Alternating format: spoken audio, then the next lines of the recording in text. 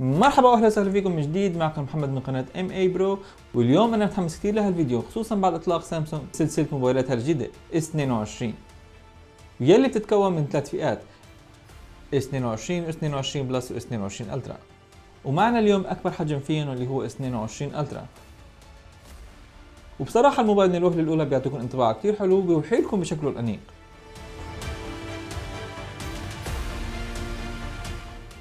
والاحلى من هيك انه سامسونج عملت خطوه كثير جريئه هالسنه، واللي هي انه هي دمجت سلسله النوت مع سلسله الاس وطلعت لنا هالموبايل الرهيب. وهذا الشيء بيعني انه هذا الجهاز فيه جميع ميزات سلسله الاس العاديه، وبالاضافه لوجود الاس بن بداخله وكل ميزات النوت الرائعه.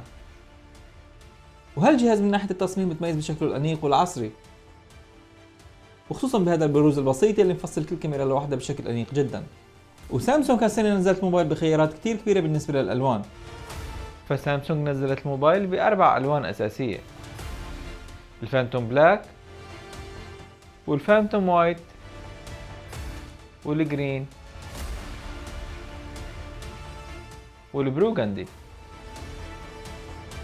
وبالإضافة لهيك الجهاز بيمتلك ثلاث ألوان سبيشال: الجرافيت، والسكاي بلو، والريد. بس للاسف هاي الالوان مو متوفره بكل البلدان، فاذا كانت متوفره بالبلد عندكم يا ريت تكتبوا لي تحت بالتعليقات. طبعا هالجهاز فيه روح النوت، وهالشي واضح من خلال الحواف الحاده الموجوده على الاطراف بخلاف الموبايلات الثانيه من سلسله الاس. والجهاز مصنوع من مواد زجاجيه من كل الجوانب، ومزود بطبقه اللي سامسونج متسميها كورنينج غوريلا جلاس فيكتوس بلس، ويلي بحسب سامسونج هذا اول جوال بيمتلك هالطبقه. والجوال نفسه مقاوم للماء والغبار بمعيار IP68. وطبعا الاس بن بيمتلك نفس الخاصيه. الاطار منحني ومصنوع من ماده ارمور الومنيوم، وهذا النوع من المعادن يعتبر صلب ومتين وفيه قوه تحمل عاليه.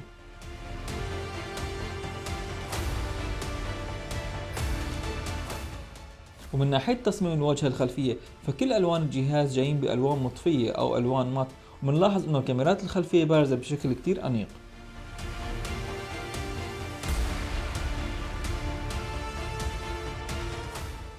والواجهة الأمامية منحنية وفيها ثقب دائري كتير صغير بيحتوي على الكاميرا الأمامية، وهالتصميم سميته سامسونج انفينيتي او ديسبلاي. جهاز الاس 22 الترا بيجي بحجم كبير، مع ذلك مسكته بإيد واحدة تعتبر مريحة نوعا ما، وهذا الشيء بسبب سمك الجهاز يلي بتوصل لسماكية 8.9 ملم. طبعا المسك بايدتين بيعطيك ثبات اكبر للجهاز وبتقدر تتحكم اكثر بمهام الجهاز. وطبعا سماكة الجهاز مناسبة جدا خصوصا مع وجود الاس بن. وزن الجهاز الكلي 229 جرام. والمعالج بيجي فئتين: سناب دراجون 8 جين 1 او اكزينوس 2200، وهذا الشيء بحسب البلد انتم موجودين فيها والوكلاء المعتمدين عندكم. البطارية بتجي بسعة 5000 ملي امبير وبتدعم الشحن السريع بتقنية سوبر فاست شارجينج 2.0، يلي قدرة الشحن توصل فيها ل 45 واط. طبعا هالشي بيخلي الموبايل يشحن من الصفر لل100 ب 55 دقيقة بس.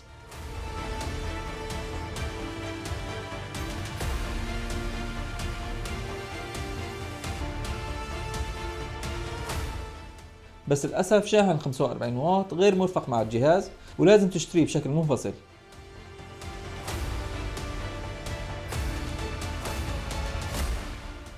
وطبعا الجهاز بدعم خاصيتين للشحن اللاسلكي: الشحن اللاسلكي العادي والشحن اللاسلكي العكسي، يلي عن طريقه بتقدر تشحن اي جوال بدعم الشحن اللاسلكي، بالاضافه لامكانيه شحن اكسسوارات سامسونج مثل الساعه والسماعات. الشاشة منحنية وبتجي بحجم 6.8 انش، ويلي يعتبر هذا اكبر حجم من حجم شاشات موبايلات سامسونج لحد الان. والشاشة من نوع دايناميك اموليد 2X، ويلي بتجي بدقة كواد اتش دي، ويلي بتعطينا قدرة بتوصل ل 500 بكسل بالانش. وبالنسبة للسطوع، سطوع الجهاز خرافي يلي هو اعلى سطوع حاليا بالاسواق، ويلي بيوصل ل 1750 نتس. وهذا الشيء بيعطينا رؤية نهارية واضحة جدا، خصوصا اذا كانت اشعة الشمس حادة وموجهة على الجهاز بشكل مباشر.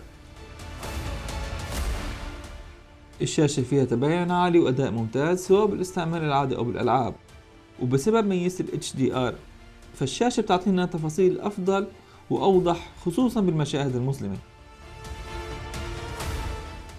تعتبر شاشة هالجهاز واحدة من أفضل الشاشات الموجودة بالأسواق حاليا، وخصوصا بسبب وجود الانحناءات بجهة اليمين وجهة اليسار والصفاء والوضوح بالصورة. وهذا الشيء بسبب وجود خيار الكواد اتش دي يلي بتوصل دقته ل 3888 ب 1440.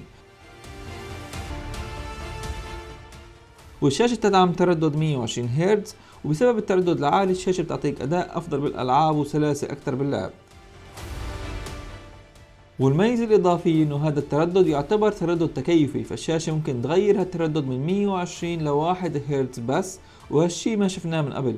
وطبعا هالميزة بتعطينا توفير بالبطارية بشكل أكبر. الكاميرات تحسنت بشكل كبير عن الإصدارات السابقة، والموبايل بيجي ب4 كاميرات.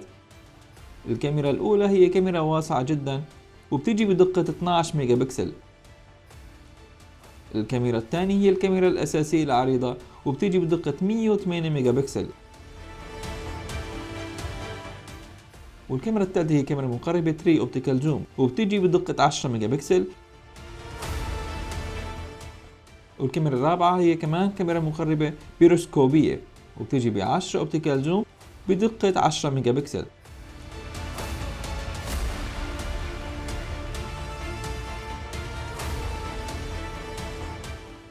الجهاز مزود بمستشعر ليزر اوتو فوكس.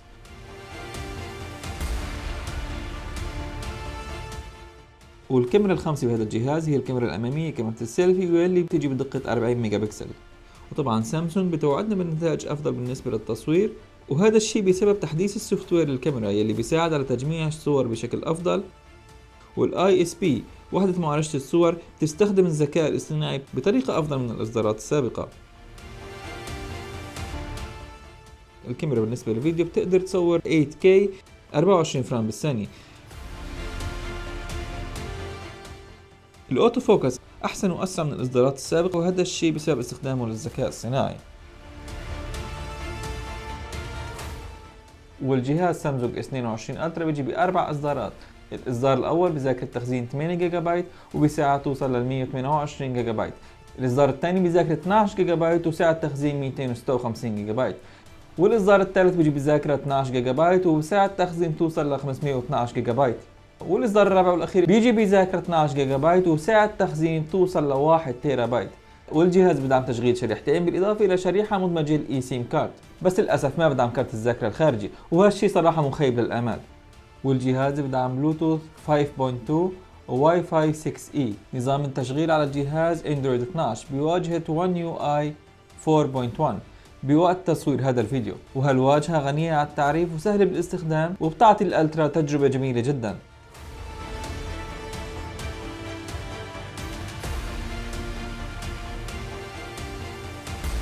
القلم موجود بالمنطقة الخاصة فيه بأسفل الجهاز من الجهة اليسرى، وبمجرد إخراج الإس بن بشكل مباشر تطلع الأوامر المحطوطة على طرف الشاشة بشكلها الجديد. الإس بن تطور كتير آخر سنة وزمن الاستجابة صار خرافي، يلي نزل من 9 ميلي سكندز ل 2.8 ميلي سكندز، وهالشي بيعطيكم إحساس كتير جميل بالكتابة وسرعة أكبر بالاستجابة كأنكم عم تكتبوا على ورق حقيقي. وطبعا في ميزات كتيرة تانية مثل أخذ صورة للشاشة والكتابة عليها،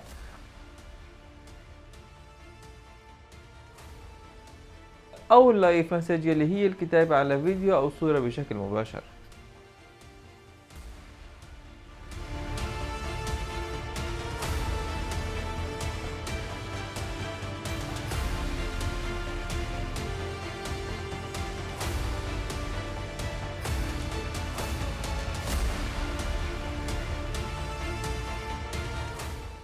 وطبعا أهم ميزة من ميزات البن هي ميزة الإيماءات يلي عن طريقها تقدروا تتحكموا بكتير تطبيقات وبرامج مثل المتصفح أو الاستوديو أو الكاميرا،